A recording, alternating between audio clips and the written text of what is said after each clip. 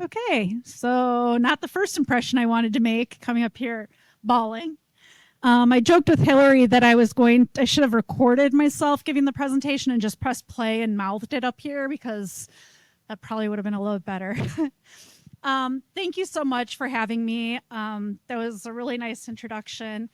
I have titled my talk today, Fearless-ish, because I've learned that showing up, especially when you're afraid, is where the real work begins.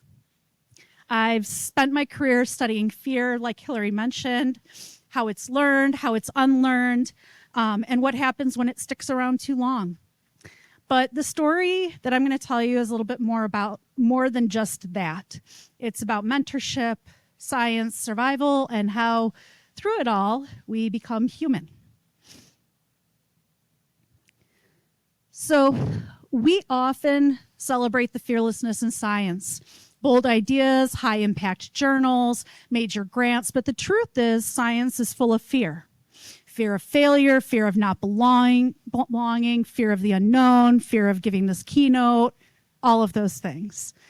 So in this talk, it's my attempt to honor the role of fear in the scientific process and in our lives. I'll take you on a journey from conditioning chambers and rodent circuits to human trials, personal vulnerability, and eventually healing. It's about the power of translational research and the unexpected ways it transforms us. So my journey began at the University of Iowa. I was a sophomore, and I saw a flyer, I think it was handwritten, hanging up looking for an RA in a research lab, working in the lab of John Freeman. And I called the number, and Dan Nicholson, who was a trainee of John's at the time, answered. And basically the rest was history. I worked with Dan and John for years, all through undergrad, through the summers. I still keep in touch with them. Unfortunately, Dan passed away last year. But,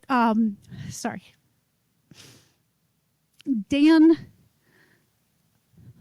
believed I was a scientist before I even realized that I was becoming one.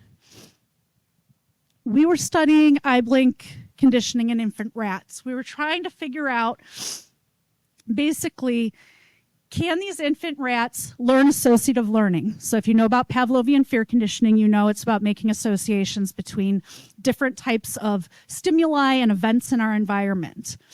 And so one of the things we were asking was that we were asking if the cerebellum, which is one of the key regions of eye blink conditioning, if we could access the cerebellum to support learning in infant rats before their sensory systems are fully mature. So one of the things that I did as an undergrad was that I did electrical stimulation of the pontine nucleus. That's one of the sensory pathways coming in for this type of learning.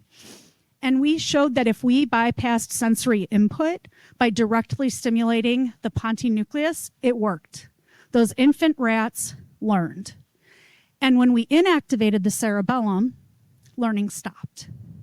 So that was the first time that I felt the rush of discovery, the idea that you could isolate a circuit and ask it a question. And that early work led to me working further in the same sort of sphere, but switching a little bit now to more fear-related circuitry. So in grad school, I was at the University of Michigan in the biopsychology program. I joined Steve Marin's lab to dive deeper into fear conditioning and ways that fears are learned and ways that we can get rid of fears. So we were basically asking in the lab, what does it take to acquire fear and what does it take to let it go? One of the key findings that we had in this lab and came from my dissertation, we found that the central amygdala, which is typically thought of the output, so that's the CEA there in my nice little drawing of the circuitry. That's right from my dissertation, by the way, so if you want anybody to make figures for you. So the central nucleus of the amygdala is thought to be the output and what produces the fear responses, okay, the freezing behaviors and so forth, and that it's the basolateral amygdala, or the BLA, that's important for forming the associations. That's where the sensory information comes in at. However, we learned that if you trained rats really long, if you got rid of the BLA, took it offline, you trained them really long, like 100 trials of training, they could acquire learned fear. The central nucleus appeared to take on the now role of forming associations as well as producing fear responses. In addition to kind of identifying these roles, I was also interested in understanding the type of learning that occurs in the rat, being this stimulus versus stimulus response. If you know anything about Rescorla-Wagner, that was all what my dissertation was about. So really understanding how it is when we change features about the stimuli, how that can change then the output of it and how it can change the memory for that. Then after years that I spent in the rodent lab, I decided to totally pivot and leave rats behind and go into human research. And the reason I did this was because I got really sick and tired at the end of every paper I wrote as an undergrad and grad student and every grant that I wrote writing, and this is going to help people with anxiety disorders and PTSD. That's great, okay, but I actually don't know if it's going to. So we say extinction learning mimics what happens in therapy, in the clinic, but I've never actually watched a therapeutic session. I've never watched somebody describe their traumas and their symptomology. And people must be more complex than rats, right? In some ways they are, some ways they aren't. But I worked with Luan Fan in psychiatry. And I started learning neuroimaging, and I brought into the lab the translation of animal models of fear learning and extinction and was translating those models into humans for the first time in his lab. They hadn't done this work yet. But it was very apparent to my research group and the other faculty in the department that I was a basic scientist, not a clinician, because I literally gave a presentation and read the DSM for PTSD. They're like, we've got a fellowship program for you. We think you'd really benefit from it if you're going to do human research. So I did a translational fellowship postdoc through MISHAR, the CTSA at Michigan, and it was meant for basic scientists to get clinical immersion. So it was over 3 years. I had a basic science mentor, Luan, and then I had a clinical mentor who was the director of the anxiety clinic at U of M, Jim Abelson. And I spent time in the clinic and in the research lab. I watched intakes of patients, primarily in anxiety and PTSD. I also was a part of the mental health service at the VA in Ann Arbor. And so I participated in intakes there. I participated in watching exposure-based therapies. In fact, I even got to participate in some. So one of my colleagues and good friends, Heidi Klump, she was also a postdoc in Luan's lab, and she specialized in social anxiety disorder. And she was a clinician also. So one of her studies, she was doing cognitive behavioral therapy. So one of the things with social anxiety is social situations. So she asked me if I wanted to participate as one of the actors. And the patient of hers was this very nice woman who had been a school teacher for 20 plus years. And she had a lot of anxiety about meeting with the children's parents. And this kind of occurred more recently in time due to just more increased aggressive behavior of the parents and more kind of, this is your fault, my child is perfect sort of thing. So she was terrified of parents yelling at her. So what I had to do is I had to walk in the room and start yelling at her and tell her, my daughter is so amazing. She's the smartest person in the world, blah, blah, blah, blah. And I had to do that without cracking up or without trying to be like, I'm sorry, I don't mean that. You're a really nice person. And I'll tell you what, I did that a couple times with her. And about 3 months later, I saw her. We were in passing in the clinic. And she runs up to me. She goes, can I give you a hug? You probably don't remember me. And I'm like, no, I remember you, school teacher. And she goes, that session was the best session ever. I was terrified and you scared me, but it worked really well. And I really appreciated that. And that was the first time I got the feedback from a patient on how these things could actually impact them.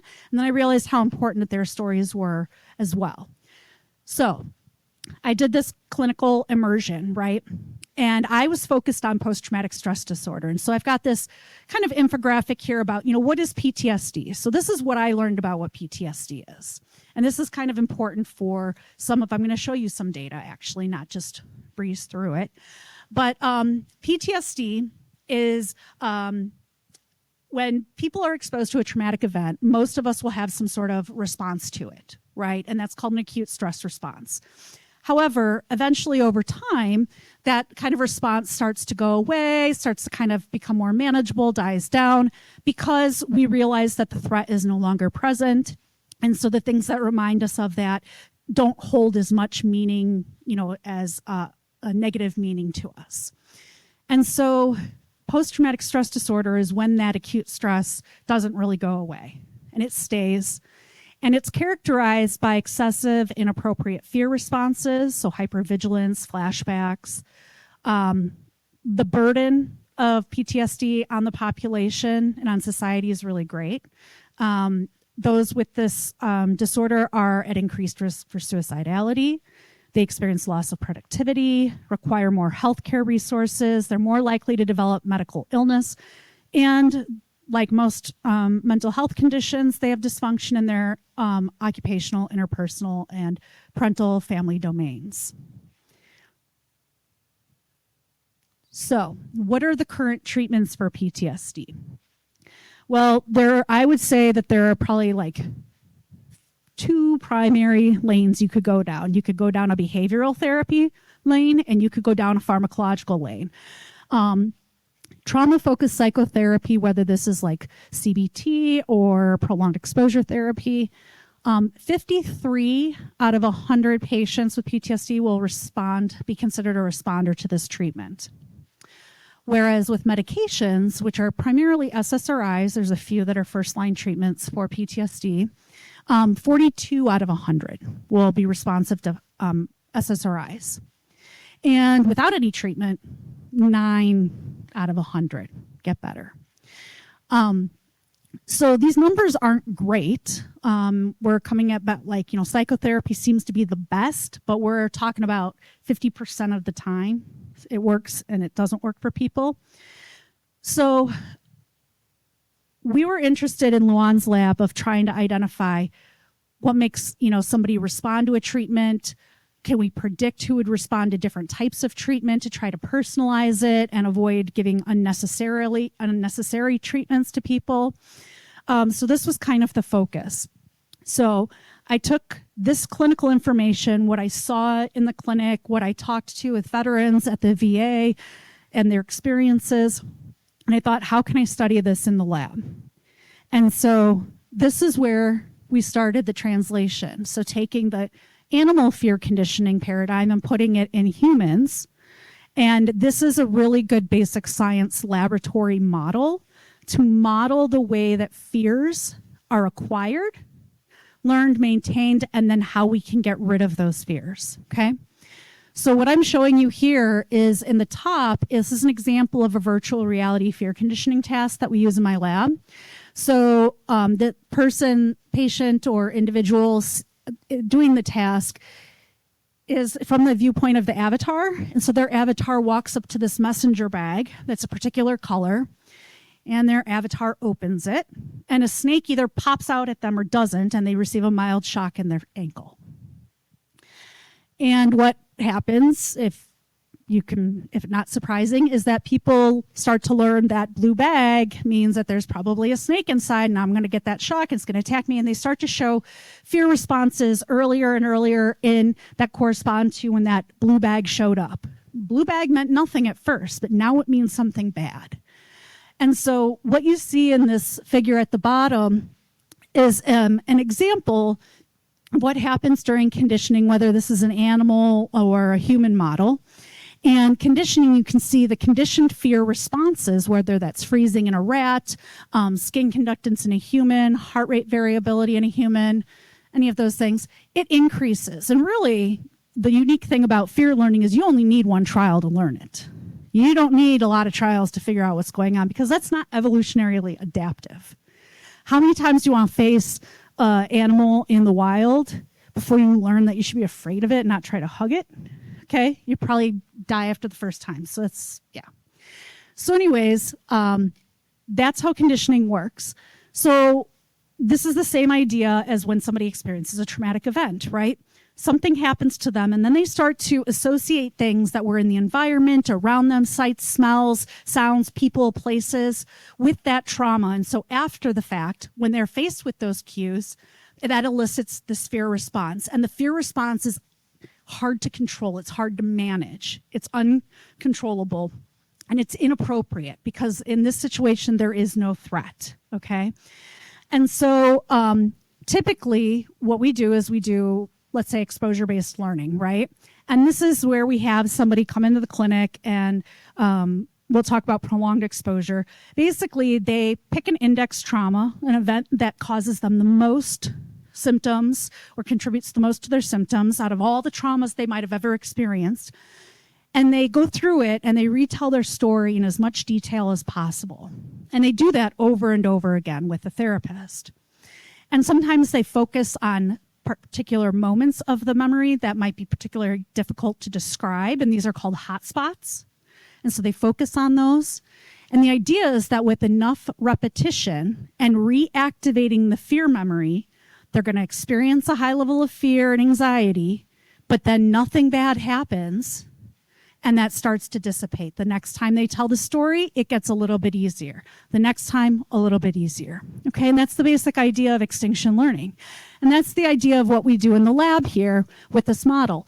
Put them in the virtual environment, show them the bag. There's no snake inside. At first, they show high fear responses like seen in that those blue dots under acquisition extinction. So it starts off high fear because they're like, I don't know, like this blue bag meant something. But then they start to extinguish the more times they're presented with it, and there's never an aversive stimulus inside.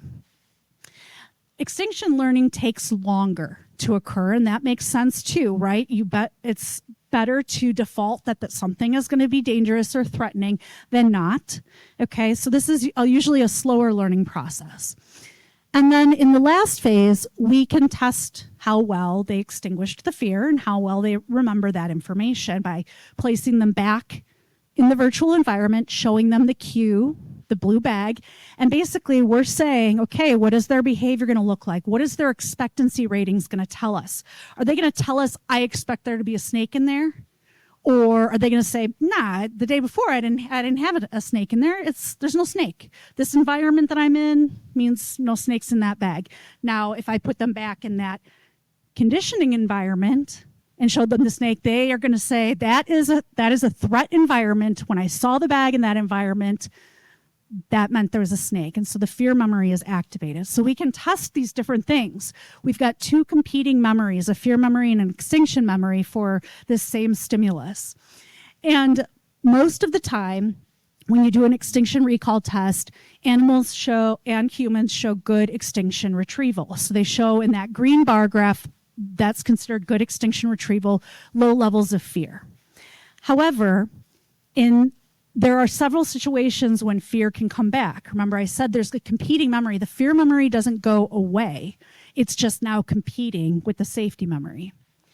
And so we can see this in a variety of situations, but this is one of the characteristics of pathology, of fear-based pathology. And so in post-traumatic stress disorder, we tend to see impairments in the ability to retrieve that memory and even tell you, no, there's no snake going to be in there. They're more likely to tell you, I don't know, and not stray from that. They will continue to keep saying, I don't know, if they're going to say anything, okay, other than yes.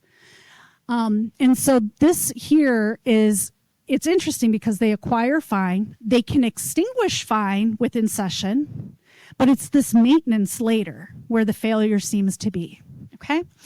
And the schematic over here on the right of the rodent and human brain is just showing you that these brain regions that are involved in this type of learning and memory are the same, whether you're studying a rat or you're studying a human, okay? So we've got three primary regions, hippocampus, prefrontal cortex, and amygdala that are all involved in this. So I was thinking, how can I make maybe extinction better? How can I make the retrieval of that memory better or the memory last longer? I don't know which one of these things it really is, but is there a way that we can target this specific process? And interestingly, this has brought me to the cannabinoid system. So I found some literature starting in the early 2000s in rodents where they found that if they blocked endocannabinoid receptors, they're called CB1 receptors in the brain, or they deleted those receptors through genetics, they could actually impair extinction learning.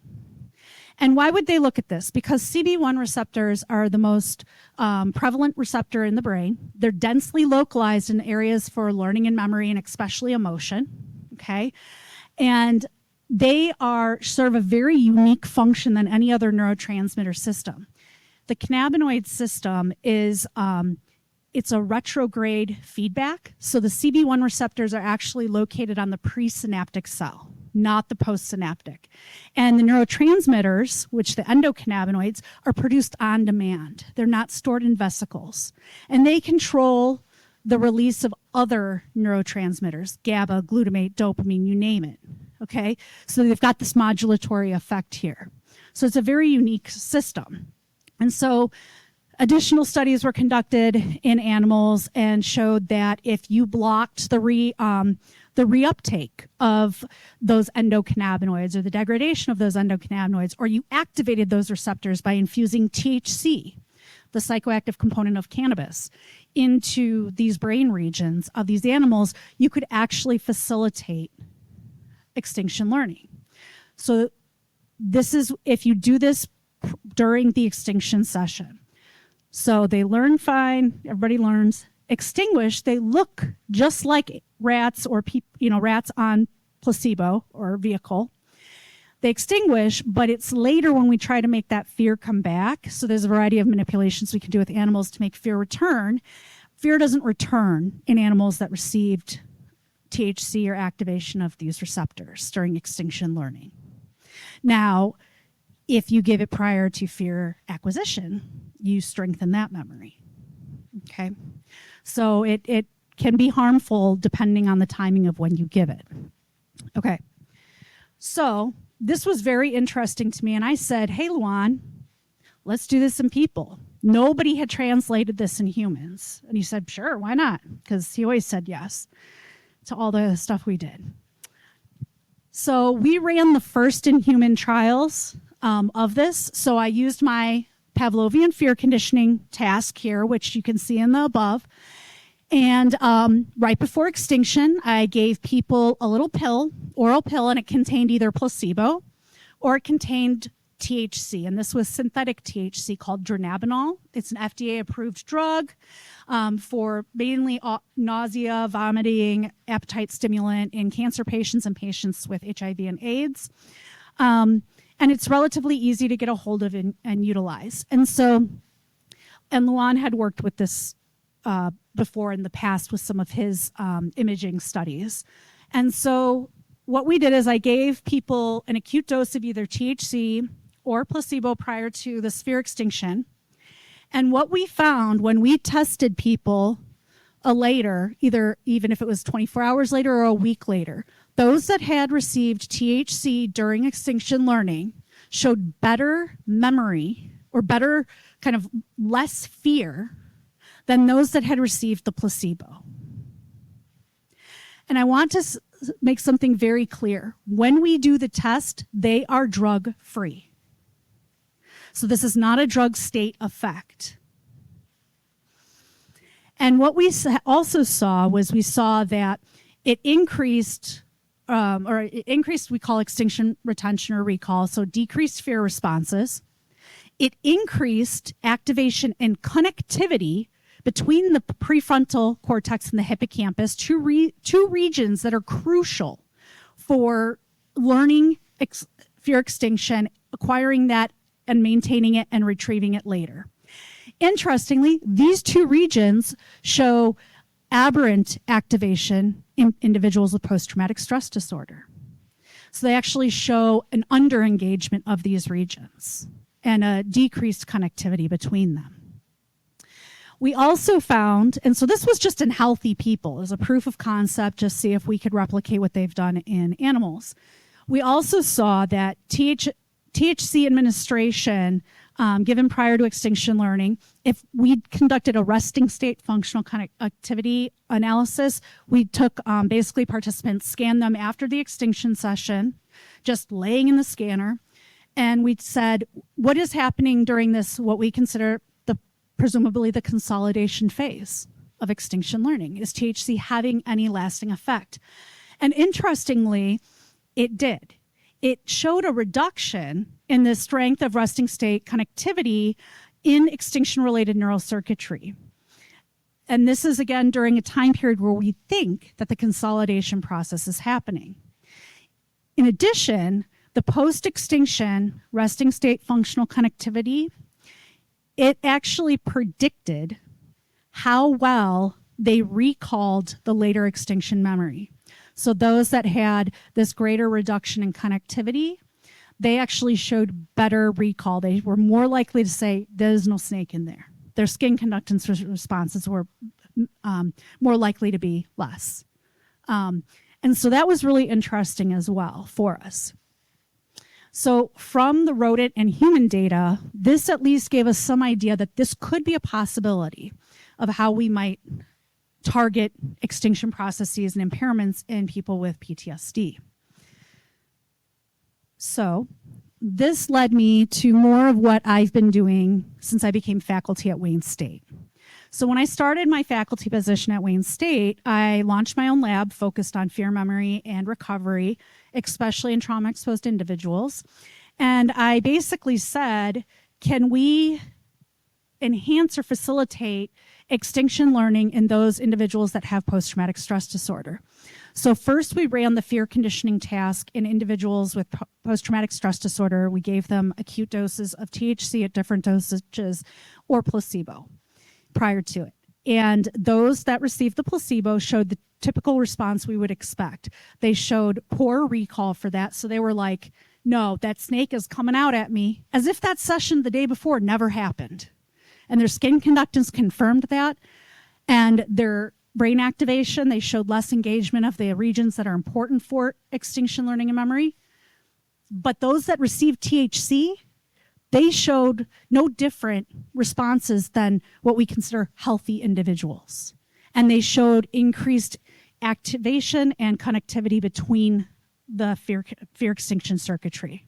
So it was a reversal almost of the way we think about it, as a reversal of this impairment that we were seeing. And so this led to basically saying, okay, this seems like it could be effective. Let's actually put this in practice and run a clinical trial with prolonged exposure therapy and give people THC. And so this is a study that literally is ending at the end of this month. But we basically, and this is just a kind of what the design looks like. So I'll tell you what, humans and rats. Okay, the human stuff, really complicated protocols. Okay, I kind of wish I could write a rat protocol. I'm not saying that it's easy, but depending, I didn't do anything crazy. I did inactivation studies and lesions, so my protocols are fairly simple. And people don't show up necessarily when you want them to. You cannot call Charles River and say, ship me a bunch of people.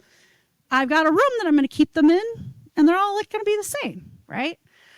So there were a lot of things I had to learn about running research in humans. And so this is an example of the complexity of this clinical trial. So what happened was we had individuals with post-traumatic stress disorder that were candidates for prolonged exposure therapy that had never received it before. And first we did an MRI scan with them, and we ran the fear conditioning task with them, no THC or anything. We wanted to get a baseline of what their brain activation looked like in response to fear learning and fear extinction. And then they went through the prolonged exposure therapy, basically protocol, okay? And prior to their first 4, 5, 6, so their first imaginal exposures, where they're actually like imagining the event and reciting it, we gave them either a tablet with placebo or a tablet with THC. Now I want to clarify too, this THC that we're giving is at such a low dose that they really can't tell if they're on it or not. So we do a bunch of drug effect questionnaires. And most of the time, if they think like, oh yeah, I think I got THC, the next time point 30 minutes later, they're like, yeah, actually, I don't know. I don't think so. And these aren't people that are actually necessarily naive to using it. They may or may not have ever used it in their life. I have only ever had one participant say, I was on THC, man. I was high and I thought I was in a rocket in the MRI machine that was on placebo. And that was when I was a postdoc and I was doing his debriefing and I just took my notes and I said, okay, thank you very much. We're going to go later. Okay, bye-bye. So this is very low. And why is that important?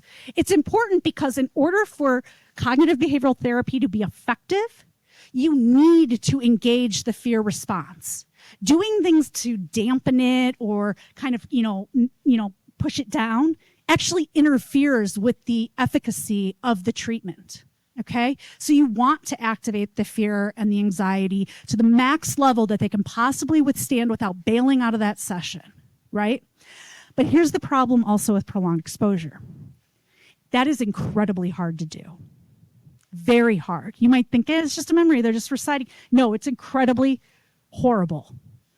And if you don't feel any benefit after that first time you go through it, you're not coming back. So there's a high dropout rate in prolonged exposure. There are some people that if they're able to stick through it all the way through, they still meet criteria for PTSD. They don't respond. And why not? We don't know. And if they do respond, so if anybody's a clinician, typically a treatment response is a 50% reduction in our primary outcome of like clinical outcomes. So for instance, the CAPS, which is a clinician administered PTSD scale, or PCL, PTSD checklist, a 50% reduction in their score from prior treatment. You can still meet criteria for PTSD and still get a 50% reduction. So people are not necessarily, if they're treatment responders, they're not going below the clinical threshold for meeting criteria. So they still are experiencing things, it's an incomplete response. So that's what we're targeting. That's that extinction, retrieval, recall. So in the session goes great. It's then coming back the next week or the next session, and now the fear kind of recovers. And it interferes with their ability to be able to learn, like, this is not a bad thing. So we do prolonged exposure, and before some of those imaginal sessions, which are like extinction learning, we give them an acute dose of THC or placebo. Then afterwards, we scan them again, doing the fear conditioning paradigm with different stimuli. And the reason for this is we're trying to see if we can predict, based on baseline brain activation, who will or will not respond to treatment or to the THC manipulation. Okay? And so I don't have data on this because we literally have just finished the last person in our offloading. But some of the interim analyses have shown that this might seem to be the most effective for people with higher dissociative symptoms, which is actually huge for PTSD because they tend to dissociate, especially if they're faced with any reminders of the trauma. And that can happen during PE, and you do not want that to happen, right? Because it takes away from the ability of the PE to work. So this actually seems like in those that have dissociative symptoms, they had better treatment gains, but that was just an interim analysis when we were halfway through the study.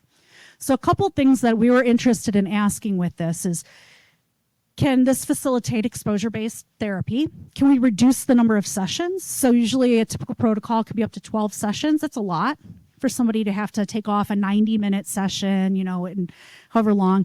Can we increase treatment response rates? Can we achieve subclinical outcomes? Can we increase maintenance of gains? And can we make non-responders become responders? What about that small group that doesn't respond? Well, they're not of interest for pharmaceutical companies because you can't make money off of the small minority of people, right? So they get forgotten about. But we're not doing that. We're not trying to forget about those people. We also want to know what's the long-term impact of cannabinoid treatment, what's the optimal dosing, timing. Is it a magic bullet? Probably not. Is this going to work for everybody? Probably not. Is THC the right mechanism? Probably not, right? Because you got the psychoactive properties. But it was the easiest thing to work with at the time. And so there are other drugs that are being tested that target other things like, for instance, endocannabinoid reuptake and degradation, and target other aspects that don't have these psychoactive properties. And so those are ongoing. So this has been the primary focus of my research. And one thing that I say, whether it's to a community group or science group, is that the purpose of this study, they call these kind of like cognitive enhancers, is to facilitate the learning that occurs during therapy. We are thinking outside the box. We are not coming up with another pharmacological treatment to treat the symptoms of PTSD. We are trying to correct the root problem. And so most drugs mask the symptoms, right? And guess what? If you smoke cannabis and you have PTSD or anxiety, you're going to feel better. You're going to go to sleep and everything. But what is that doing? It's no different than taking an SSRI. So I do not say that this is necessarily go smoke and feel better. It's a temporary solution. It's a Band-Aid. What ends up happening is that the wound underneath is festering, getting infected, that if you stop using cannabis, your symptoms not only come back, but they're worse, and we see increased rates of suicidality. That's an injustice to the population. That's not good enough. And so this is about giving people their lives back. They don't have to rely on taking a drug for the rest of their lives in order to function or do anything. The drug is very specifically tailored to a certain part of their behavioral therapy. Then they go about the rest of their day as normal. So it's about giving people their lives back. But you know, none of this has been possible without the amazing mentees that I have had in my lab, the pleasure and the honor of working with. Hillary was one of those mentees, and she brought children to my lab and adolescents. I work with adults, and we were studying fear in them. We weren't giving them THC or cannabis. She does that in her own lab now. Just kidding. She doesn't do that yet. There were stickers on my keyboards now. There were toys and snacks. I like the snacks. So it was different. But it was great, and we were thriving, and we were doing great with the students, the presentations, everything full blast, and life was good. I got promoted with tenure, no problem. Within 4 years of starting my faculty position, I felt fantastic. I had a great group of people. And then in 2021, my life took an unexpected turn. I was 38. I was running a lab, mentoring students, writing grants, and then I found a lump in one of my breasts. And I decided, I should probably get this checked out. I'd never had a mammogram because I wasn't 40 yet.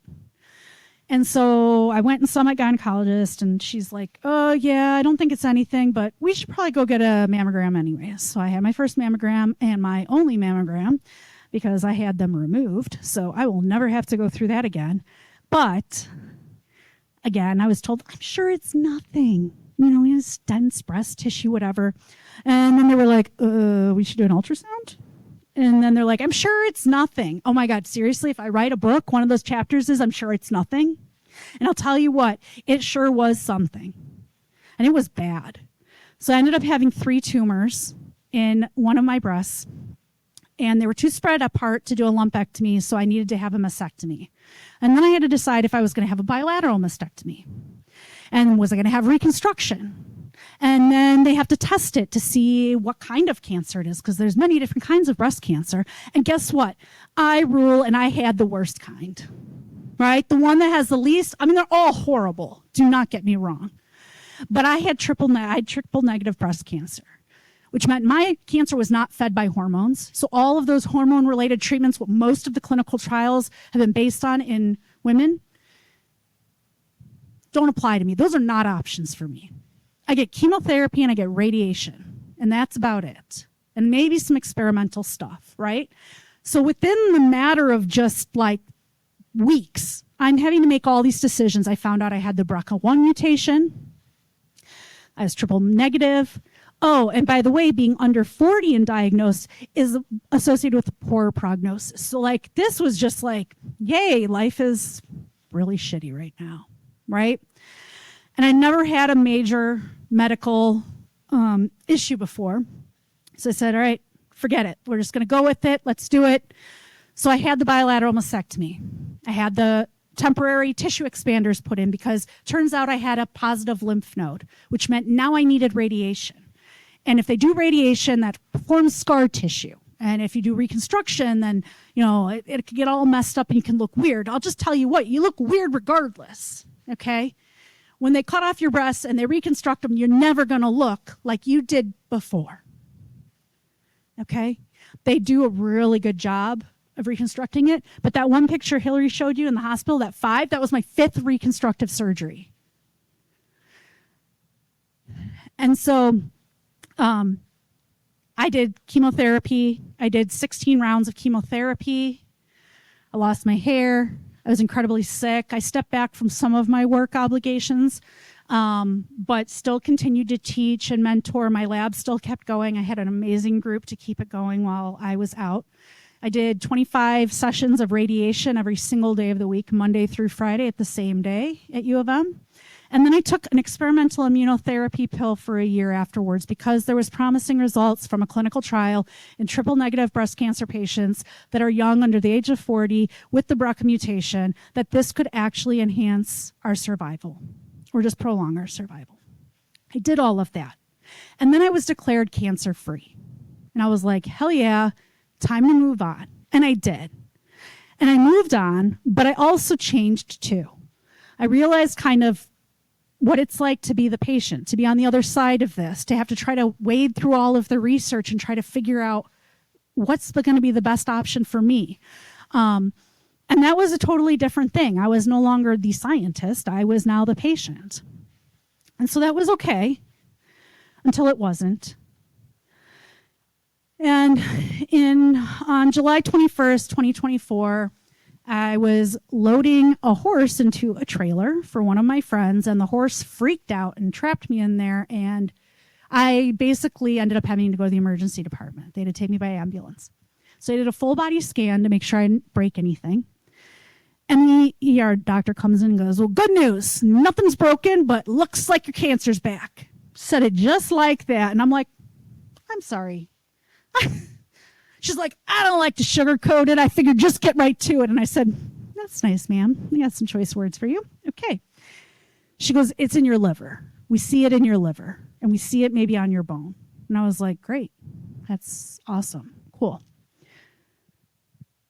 So turns out, did the biopsy of my liver, and it was the breast cancer.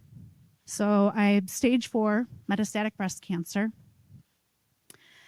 And the goal now is no longer curative. It's just to live the longest, best possible quality of life that I can. And what's become even more important are the clinical trials that are happening. Because I've already started my 2nd line of treatment. My 1st line of treatment has stopped working. Still confined to my liver and my bones, but it quadrupled in size in my liver. The crazy thing is, had I not been in that accident, I wouldn't have known that I had cancer, because you know what? They don't scan you. I never had a scan when I was done. They never did a full body scan of me. That's not practice. So had I not had this, I wouldn't have ever known. And all the symptoms I experience from the treatments that I'm on are from the treatments, not the cancer. I could still be standing up here today with no idea that I have stage 4 cancer.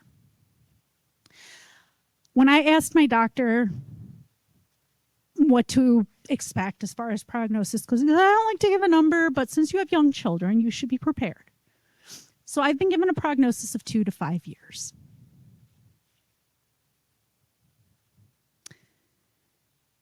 When I run out of currently approved treatments for my cancer, my only option is clinical trials. I don't care what political party you're affiliated with or how you voted or anything. But the cuts to the NIH and a cancer treatment in particular just took that last line of hope and ripped it away from me. I'm a part of a Facebook group of other women with metastatic breast cancer, some women that were in a trial that ended and just got stopped. And it made me appreciate the fact there are other people on the side of these things that we're studying. If you study humans, those are people. They are coming and they're doing the studies because they want to contribute to the knowledge. They want help. They want something. They are not just another number. And that's how I feel too. So it's very important that you advocate for increased funding against these cuts. But yeah, treatment that could be around, that could save my life or give me more time with my children. I have a 15 and 12-year-old. Right now, my goal is to get them to graduate high school and be here. But I don't expect to get much further than that. So, okay. But despite all of this, what carried me was community. My students, my colleagues, my friends, my infusion nurses, the phlebotomist that draws my blood, were Facebook friends. Twitter, humor, I'm very sarcastic. So actually this is a tweet over here. "'Twas the night before Christmas, all through the house, not a creature was stirring except me, nibbling oyster crackers on the couch," because I was so nauseous I couldn't go to Christmas Eve. So that was my Christmas Eve. I share this in social media. I'm not shy about talking about what I've been going through or any of the side effects or anything because I think it helps. But everybody that has been here and has supported me has given me purpose to keep going. And this is when I became, like I said, the scientist became the patient, where fear was no longer a theory. And where showing up fearless-ish was the best I could do. So what I carry forward, I carry my science, my love for questions, circuits, and healing. I carry my students and postdocs who push the field forward in new and braver ways. I carry the patients and participants who trusted me with their stories. I carry the fear and the fire of it all. This journey through my career and through what I've been going through personally, it's shown me that being fearless isn't the goal. Being fearless-ish, being present, curious, and compassionate despite the fear is more than enough. Fear does not get the final word. We do. So I'm still here. I'm still living. I'm still going to ask questions. And I encourage you to do the same. Thank you.